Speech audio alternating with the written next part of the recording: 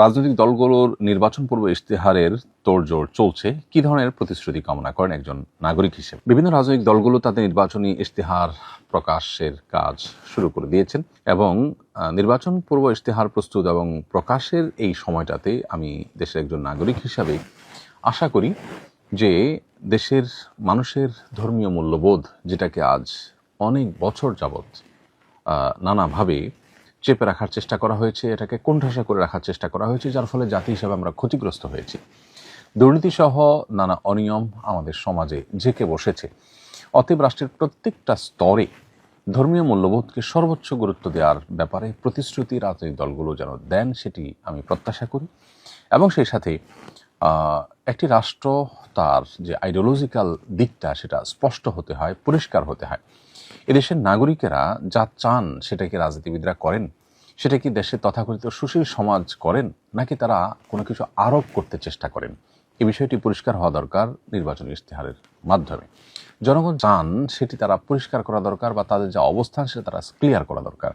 অবস্থান যদি অস্পষ্ট রাখা হয় তাহলে মানুষ প্রতারিত হয়, ধোঁকা খায়, এবং এই প্রতারিত হওয়ার বিষয়টি দীর্ঘদিন পর্যন্ত চলে আসছে নানাভাবে। এই জন্য আমি আশা করব সকল রাজনৈতিক দলগুলো তাদের আইডিওলজিক্যাল অবস্থানটাকে ক্লিয়ার করবেন, স্পষ্ট করবেন তারা আসলে কী চান। দেশের সংখ্যাগরিষ্ঠ মানুষ প্রচণ্ড ধার্মিক, যেটা হিন্দু হোক, খ্রিস্টান হোক, মুসলিম হোক, বৌদ্ধ হোক, সবাই। ফলে দেশের মানুষের চিন্তা চেতনার, তাদের প্রত্যাশার প্রতিফলন যেন নির্বাচনী ইশতেহারে ঘটে, সেটি আমাদের প্রত্যাশা।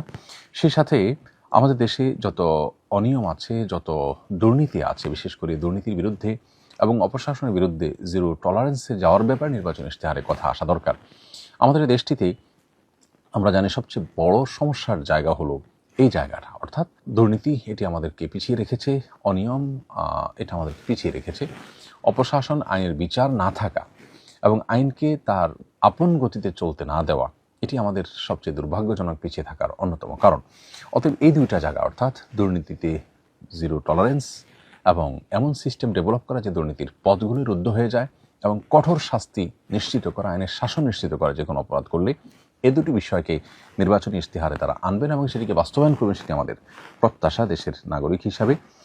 গরিব, অসহায় এবং যে সমস্ত আপনার প্রান্তিক জনগোষ্ঠী আছে, তাদের অধিকারগুলো যেন অত্যন্ত বলিষ্ঠভাবে আদায় করা হয় এবং সেগুলো যেন ইশতেহারে উঠে আসে এবং বাস্তবায়ন করা হয়। এগুলো যেন মুখরোচক কোনো বুলির মধ্যে শুধু সীমাবদ্ধ না থাকে, সেটি নিশ্চিত করতে হবে।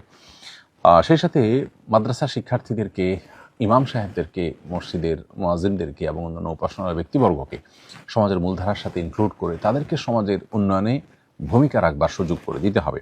তা নাহলে একটা দেশ, একটা রাষ্ট্র কখনো এগিয়ে যেতে পারে না। মাদক, জুয়া, পর্নোগ্রাফি, যৌন অপরাধ এবং ডিজিটাল যে সমস্ত অপরাধ হয়ে থাকে, গুনাহ হয়ে থাকে, সেগুলোর পথ বন্ধ করতে হবে। পশ্চিমা যে আইডিওলজিকে, বিশেষ করে কৃষ্টি কালচারকে, পশ্চিমা যে সংস্কৃতিকে, সেটাকে আমদানি করবার যে একটা চেষ্টা চলছে, এটা বন্ধ করতে হবে এবং এটা বন্ধের পরে পরিষ্কার নির্বাচনী ইশতেহার থাকা উচিত বলে আমি মনে করি।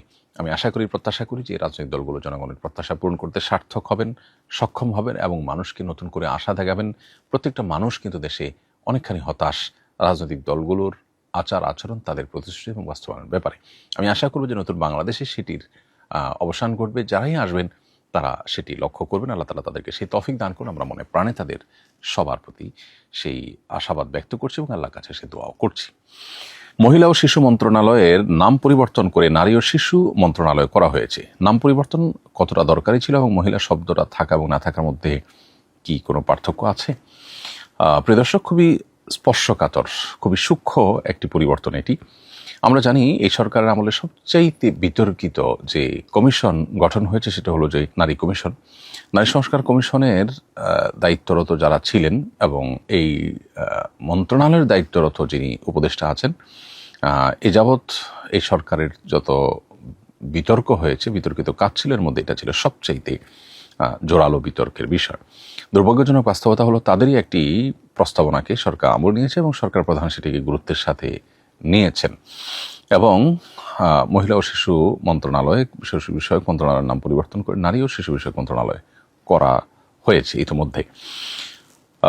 প্রথম কথা হলো যে এই যে নারী এবং মহিলা, এই শব্দের পরিবর্তনের মধ্যে তো অহেতুক খরচ আছে, জটিলতা আছে। এই খরচ এবং জটিলতা বাড়ানোর কোনো যৌক্তিকতা অবশ্যই থাকার কথা নয়। একটা দেশে যেখানে অনেক প্রয়োজনীয় কাজ আছে, যে কাজগুলো পূরণ করবার জন্য প্রয়োজনীয় অর্থ, তহবিল এগুলোর অভাব আছে, লোকবলের অভাব আছে, সেখানে আমরা রাজনৈতিক সরকার যখন থাকে তখন রাজনৈতিক ইস্যুতে নাম পরিবর্তনের কালচার জানি। বড় বড় স্থাপনা প্রতিষ্ঠানগুলোর নাম পরিবর্তন করার পেছনে প্রচুর পরিমাণ লোকবল, অর্থ ইত্যাদি ব্যয় করা হয়। এখন এই যে পরিবর্তনটা, এটাও এক ধরনের আদর্শিক চিন্তা থেকে পরিবর্তন। এই পরিবর্তনটা কোনো স্বাভাবিক পরিবর্তন নয়। মহিলা মানে হলো সম্ভ্রান্ত নারী বা ঘরে অবস্থানকারিণী, যিনি ঘর থেকে সবকিছু দেখভাল করেন। আল্লাহ তাআলা সৃষ্টি করেছেন নারী পুরুষ কেমনভাবে, যে পুরুষ আসলে বাহিরে কাজ করার জন্য উপযোগী, তার শরীরের যে স্ট্রাকচারটা আপনি লক্ষ্য করলে দেখবেন আল্লাহ তাআলা সন্তান গর্ভে ধারণ করার শক্তি, সামর্থ্য, সুযোগ, ব্যবস্থাপনা রেখেছেন নারীর শরীরে, পুরুষের শরীরে আল্লাহ রাখেন নেই। অতএব বাহিরে কাজ করবেন, দৌড়ধূপ করবেন, এবং এই যে দৌড়ঝাঁপ করতে গিয়ে তাকে যে সমস্ত স্ট্রাগলের মধ্য দিয়ে জীবন পার করতে হয়, সেখানে বাচ্চাকে দুধ পান করানো, বাচ্চাকে গর্ভে ধারণ করানো, এগুলো তার জন্য ডিফিকাল্ট। এই জন্য আল্লাহ তাআলা নারীকে সৃষ্টি করেছেন যে তিনি ভেতরের সাইডটাকে সামলাবেন, এবং কোরআন স্পষ্টভাবে বলে দিয়েছে আজকের পৃথিবী নারী পুরুষকে একাকার করবার যে চেষ্টা করছে, এটা হলো প্রকৃতি বিরুদ্ধ একটি প্রচেষ্টা। এই প্রচেষ্টা যারাই করেছে তারাই তাদের সমাজ এবং পরিবার ব্যবস্থাপনা মুখ থুবড়ে পড়ে ব্যর্থতার চরম গ্লানিতে তারা আছেন। দুর্ভাগ্যজনক বাস্তবতা হলো তারা যে পথে হেঁটে ব্যর্থ হয়েছে, আমরা সে পথে হাঁটা নতুন করে শুরু করেছি। আমাদের যারা যখন ক্ষমতায় আসে তাদেরকে জনগণের সমস্ত ম্যান্ডেট আদৌ দেয় কিনা আমরা সেটি বোধহয় প্রত্যেকটা মানুষই জানি। জনগণের ম্যান্ডেট ছাড়া শুধুমাত্র পশ্চিমাদের খুশি করার জন্য তাদের আইডিওলজিগুলোকে এখানে আমদানি করবার একটা প্রচেষ্টা আমরা দেখতে পারি। এই মহিলা নয় নারী এই শব্দের মায়ের পেঁচের মধ্যে সে বিষয়টি স্পষ্টত রয়েছে। এখানে মহিলা শব্দের মধ্যে যেহেতু ঘরে অবস্থানকারিণী এবং মহল থেকে মহিলা, মহলে বা ঘরে যিনি থাকেন ভেতর সাইডটা যিনি সামলান সে কথা রয়েছে। আল্লাহ তাকে ভেতর সাইড সামলানোর মতো করেই সৃষ্টি করেছেন, পাশাপাশি তিনি বাইরের সাইডে করতে পারেন, কিন্তু মূল স্ট্রাকচারটা আল্লাহ ওইভাবে তৈরি করেছেন। তো সেই চিন্তা থেকে বের হয়ে এসে নারী মানে সাধারণ অর্থে পুরুষের বিপরীত, তো পুরুষের বিপরীত লিঙ্গের মানুষ এস্টাবলিশ করার জন্য এটি করা হয়েছে। এছাড়া যারা আজকাল নিজেদের পরিচয়, লৈঙ্গিক পরিচয়কে যারা পরিবর্তন করার চেষ্টা করে, সেই ট্রান্সজেন্ডার যারা পশ্চিমা পৃথিবীতে পর্যন্ত ধিকৃত, খোদ আমেরিকাতে পর্যন্ত ধিকৃত, এবং এটা রীতিমতো কঠোরভাবে এটাকে বন্ধ করা হচ্ছে, সেটা আমাদের দেশে আমরা আমদানি করছি নতুন করে। দুর্ভাগ্যজনক আরেকটি বিষয়, সেই ট্রান্সজেন্ডারদেরকে সমাজের মূল ধারাতে ইনক্লুড করবার জন্য মূলত এই মহিলা শব্দকে পরিবর্তন করে নারী শব্দ ঢুকানো হচ্ছে। কারণ মহিলা এই শব্দের মধ্যে যেসব দিকগুলো আছে এগুলো ট্রান্সজেন্ডারদের মধ্যে নাই। অতএব লিঙ্গের মধ্যে মহিলা আর পুরুষ এই দুইটাই যদি রাখা হয় তাহলে সেক্ষেত্রে তারা এই দুইটার কোনো একটাতে ইনক্লুড হয় না। এবং ইনক্লুড না হওয়ার কারণে যেটি হয় যে এই যে ট্রান্সজেন্ডারের যে ফিতনা, এই ফিতনার কারণে একজন ছেলে মেয়ে হয়ে যাওয়া, একজন মেয়ে ছেলে হয়ে যাওয়ার যে প্রকৃতি বিরুদ্ধ একটি প্রচেষ্টা পশ্চিমা পৃথিবীর অভিভাবকরা রাস্তায় নেমেছেন। পৃথিবীর বড় বড় উদ্যোক্তারা তারা তাদের পরিবারের সদস্যরা যখন এরকম পথে পা বাড়িয়েছেন, তারা চোখের পানি ফেলেছেন, গোটা বিশ্বের মানুষের কাছে তাদের মনের ব্যথার কথা প্রকাশ করেছেন। তো সেই বিষয়টাকে আমাদের দেশে এস্টাবলিশ করার জন্য এই মহিলা ও শিশু বিষয়ক মন্ত্রণালয়ের নাম পরিবর্তন করে নারী ও শিশু বিষয়ক মন্ত্রণালয়ের নামকরণ করা হয়েছে।